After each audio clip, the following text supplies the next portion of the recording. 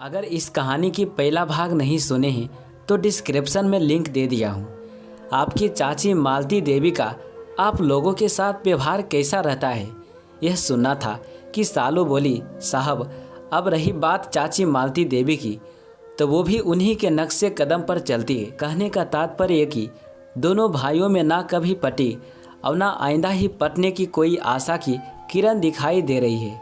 आपके सामने आज मेरी जो दयनीय स्थिति है उसके लिए मेरी चाची मालती देवी ही पूर्णतया जिम्मेदार है। यह सुनते ही शरद कुमार बोले, क्यों, आपकी चाची ने क्या किया? तब सालू बोली, सर ये सब किया धरा सब मेरी चाची का है। उस नागिन के चलते ही मैं कहाँ से चलकर कहाँ आ पहुँची।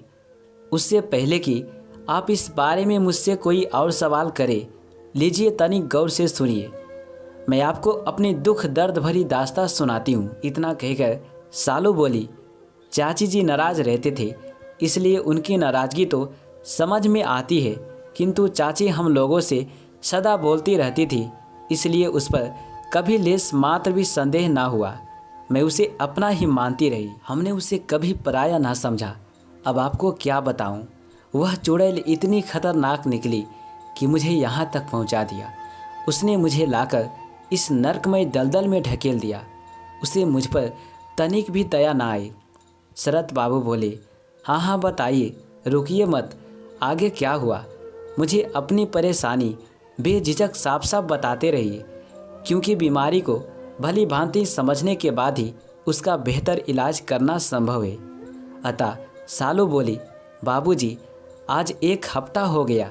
एक दिन की बात है, मेरी चाची मुझसे बोली, सालू बेटी क्या तुम्हें मालूम है कि काशी के विश्वनाथ जी की महिमा बड़ी अपरंपार है। उनके दर्शन से मन की मुरादें पूरी हो जाती है। देश के कोने कोने से लोग उनके दर्शन के लिए आते हैं। इसके अलावा वहाँ मानस संकट मोचन और दुर्गा मंदिर भी बहुत प्रसिद्ध है। चाची ने मुझे इतने दिखाए कि मैं उसके साथ काशी आने को राजी हो गई। वशीकरण मंत्र की तरह बड़े स्नेह से मुझे अपने बस में करने के बाद चाची ने यहाँ आने के लिए अपना और मेरा रिजर्वेशन भी करा लिया।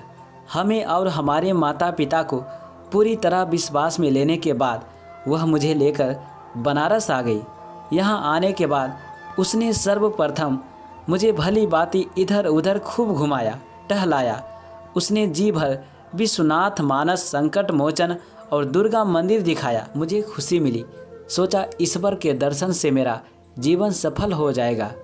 वो फिर बोली, 1 हफ्ते तक काशी घूमने के बाद जब हमारे वापसी का समय आया तो आज सुबह सफ़र के अंतिम दिन चाची धोखे से मुझे लेकर यहाँ आ गई। यहाँ लाकर मुझे इस कोठे की स्वामिनी शांताबाई के हवाले कर गई। ये भी हो सकता है कि उस दुष्ट ने मुझे उसके हाथों बेच दिया हो। मुझे इस नर्क में ठेलकर शायद वो अकेले कोलकाता वापस चली गई। अब आप ही बताइए, मैं इस दलदल से कैसे निकलूं? आप मेरी जितनी मदद कर सकते हैं कृपया कीजिए। मेरा जीवन नर्कमय बनने से बचा लीजिए। मैं आपका ये उपकार जीवन भर नहीं भूलूंगी। यहाँ आकर मुझे जो ही ज्ञात हुआ कि मेरी बैरी चाची ने अपना पुराना बदला लेने की खातिर मुझे इस वैश्यालय में लाकर बेच दिया है, मैं छटपटा कर रह गई। मैंने यहाँ से निकल भागने का काफ़ी यत्न किया, लेकिन सब व्यर्थ। शिकारी के मजबूत जाल में फंसे मृग को पंख कटे हुए पंछी की भांति तड़प कर रहना पड़ा।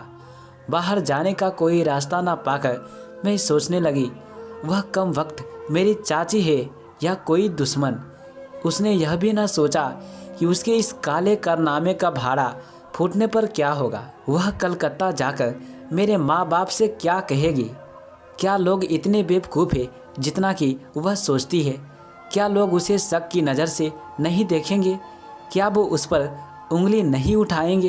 क्या मेरे जन्मदाता माता पिता उसकी बात पर सरलता से यकीन कर लेंगे? क्या उन्हें उस पर संदेह ना होगा? क्या वो बड़ी आसानी से मान लेंगे कि उनकी बेटी बनारस की भीड़ भाड़ में गुम हो गई? मेरा दिन तो किसी प्रकार सोचते विचारते गुजर गया। उसके बाद शाम हो गई। धीरे धीरे रात होने को आई। होते देख मेरे दिल की धड़कनें एकाएक तेज हो गई। मेरी हालत ऐसी हो गई मानो मेरा दम ही निकल जाएगा। मैं सोचने लगी, क्या मेरे भाग में यही लिखा है? कुछ देर में ही मेरे संग न जाने क्या होगा। यहाँ से मेरा दम घुट रहा है, जितनी जल्दी हो सके मुझे यहाँ से निकाल लीजिए।